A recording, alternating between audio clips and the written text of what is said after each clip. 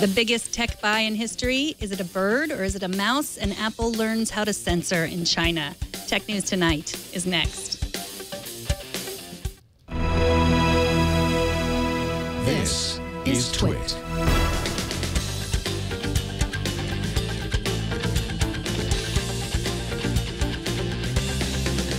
This is Tech News Tonight, episode 443 for Monday, October 12th, 2015. This episode is brought to you by Blue Apron. Blue Apron will send you all of the ingredients to cook fresh, delicious meals with simple step-by-step instructions right to your door. See what's on the menu this week and get your first 2 meals free by going to blueapron.com/twit. That's blueapron.com/twit. Welcome, I'm Megan Morrone. Let's get to today's tech news. Last week, we told you that Dell was in talks to buy EMC, the parent company of VMware, and a major player in the software and hardware market for storage products used in high-efficiency data centers. Today, Dell announced the $67 billion acquisition that Bloomberg News is calling the largest tech deal ever. For reference, the second biggest tech acquisition was Facebook's purchase of WhatsApp for $19 billion. That makes the Dell EMC deal 3.5 times larger. The agreement will allow the PC maker to broaden its product lineup and remain competitive. EMC hopes the acquisition will ease the fears of investors who have demanded more growth. Google Cardboard is expanding to 39 languages and 100 countries, according to the Google developers blog. The updated app will be available for both Android and iOS and will feature a major overhaul of the sensor fusion algorithms that integrate the signals from the gyroscope and accelerometer. That is science for make virtual reality look more like real reality. Google Cardboard will also now work with Street View, which means you can now use a Google Cardboard headset to explore almost anywhere in the world. And in other Minority Report is becoming reality news, a company called MUV Interactive will begin selling a new input device to replace the mouse. It's called the Bird, and it combines with a TV or a projector to turn any surface or the air into a giant touchpad.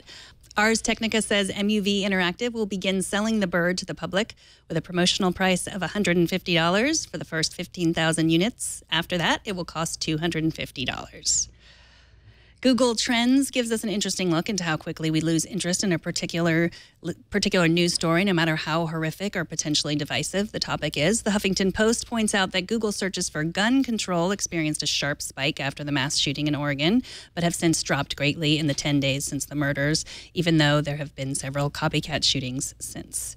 And in happier news, last week we reported on college student Sanmei Ved, the former Google employee who managed to buy the google.com domain for $12 and own it for about 5 minutes. Ved received over $10,000 as a cash reward for reporting the error instead of keeping the domain for himself.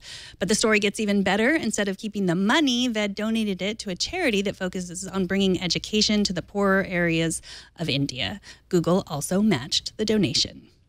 Coming up, Katie Benner from the New York Times is here to talk about how Apple is easing into the mobile news business in China. But first, I love to eat, but I don't like to shop. That's where Blue Apron comes in. Blue Apron makes cooking delicious meals easy and fun by delivering fresh, ready-to-cook meals right to your door. Everything is there that I need, the perfect proportions, fresh and ready to go. Now, for less than $10 per meal, Blue Apron sends you all the food you need, plus step-by-step recipe instructions on printed cards with pictures. No trips to the grocery store and no waste from unused ingredients. Blue Apron is perfect for date night, cooking with friends, and they even offer family plans with kid-friendly ingredients so the whole family can eat well and have fun preparing the meals together. Each balanced meal is 500 to 700 calories per serving. Cooking takes half an hour, shipping is free, and the menus are always new. They won't send the same meal twice. I get my box on Tuesdays, and it is just like getting a present. They work around your schedule and dietary preferences, and Blue Apron's experts source only the best seasonal ingredients for incredible meals like crispy cod with warm cauliflower and mustard green salad, or queso and pepper arepas with kale avocado salad and chimichurri. You'll cook incredible meals and be blown away by the quality and the freshness. Blue Apron, it's a better way to cook. Check out this week's menu and get your first 2 meals free by going to blueapron.com/twit. That's right, 2 free meals just for going to blueapron.com/twit.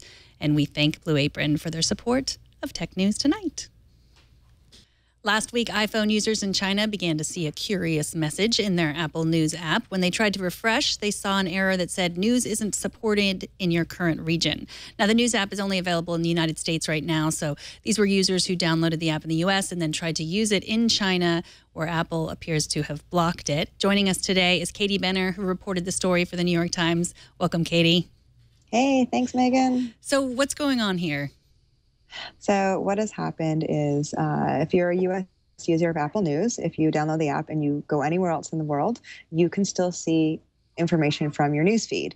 However, if you cross the border into mainland China, you cannot. It has been disabled. It's exactly. Welcome to news. Sorry, it's not available right now. And I think that one of the reasons why this is happening, or the main reason this is happening, is because China has really strict censorship policies that are extremely tricky for any publishing company outside of China and even publishing companies within China to navigate. So it's just easier to disable the app until Apple can figure out how best to navigate the situation. So to be clear, this censorship is happening. Apple is doing it, not China. Right. So one of the reasons we were able to figure this out is my co-writer, Paul. If you, with most apps that China is blocking using, the Great Firewall, what happens is you can use a VPN connection to tunnel in. So if you have the Facebook app or I believe Twitter, you can use VPN and still access information on that app. However, in this case, even if you try to VPN in, you cannot. The only way to get in is the only way that Paul was able to get in is if you put your phone to airplane mode. So then suddenly your location services are turned off and it's impossible for the phone to detect where you are. If you go into airplane mode and then turn on the Wi-Fi, then you can VPN in. So they're not like location tracking these people or doing geofencing. It's just the network that they're using. Is that how Apple's doing it? We don't know exactly how Apple is doing it. But we know they're doing it. We just don't know how. Yes. Yeah, I mean, it's been confirmed. You guys confirmed it, like a lot of other people. We have a viewer named Rick who's in China. He always points out on this show and the iOS show I do, like, we can't do that in China because, and I just emailed him. He said the same thing, like he can't VPN in and use the News app. So the News app is only in the U.S. for now. They're testing it. Go ahead. They're testing it in the UK and I believe in Australia. But for now, it's only available in the US, but US users can still get their news everywhere. I think one of the interesting things is that Apple's a very smart company and they do a lot of business in China.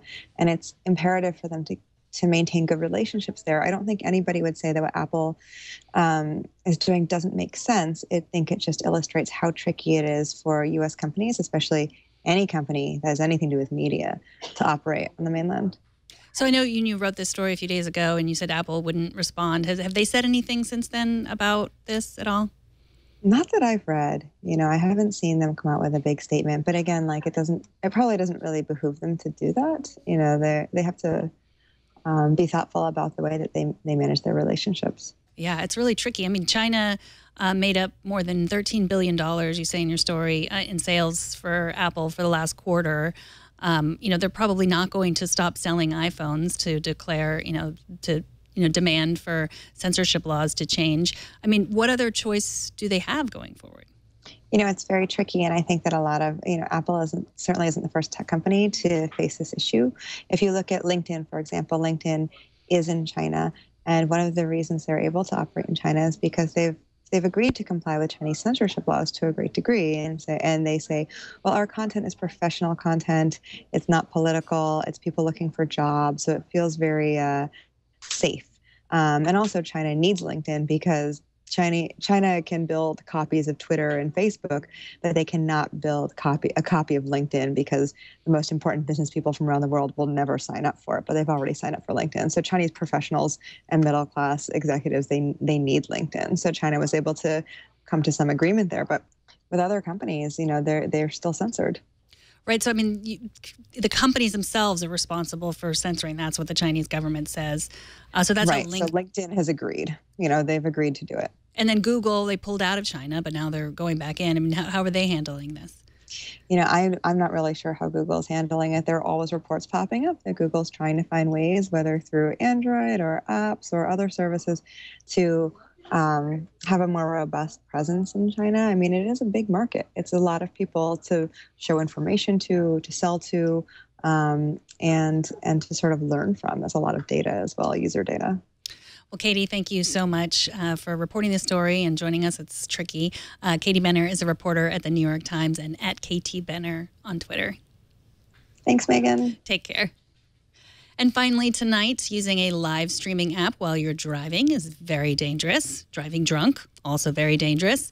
What do you get when you put the two together? Arrested. The Washington Post reports that a young woman in Florida used Twitter's live streaming app Periscope after a night of drinking on Saturday. You can watch the video if you're interested in seeing a desperate cry for help. And people watching on Periscope used the app to post comments urging the woman to pull over. Others called the police. Law enforcement was able to use details from the public feed to track the drunk driver down and pull her over before she hurt anyone or herself. And that is it for this edition of Tech News Tonight. We are on iTunes, we're on Feedly and Stitcher and TuneIn. You can also subscribe to the show at twit.tv/TN2. You can write to us at tn2@twit.tv, and you can watch live every weekday at 4 p.m. Pacific. And don't miss our morning news program, Tech News Today, every weekday at 10 a.m. Pacific, 1 p.m. Eastern. I am Megan Morrone. Thanks for watching. Bandwidth for Tech News Tonight is brought to you by Cashfly.com.